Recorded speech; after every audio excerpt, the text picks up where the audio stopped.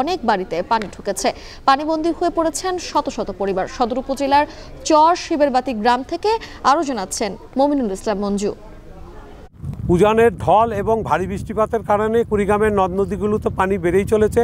এর ফলে গত 12 ঘন্টায় পানি বিভিন্ন নদ নদী, বিশেষ করে ব্রহ্মপুত্র, ধল্লার কয়েকটি পয়েন্টে পানি বিপদসীমার উপর দিয়ে অতিক্রম করছে, যার ফলে চর, দ্বীপচর সহ নিম্নাঞ্চলের অন্তত 20টি গ্রাম প্লাবিত হয়েছে এবং এই সব গ্রামে সহস্রাধিক পরিবার পানিবন্দী হয়ে পড়েছেন।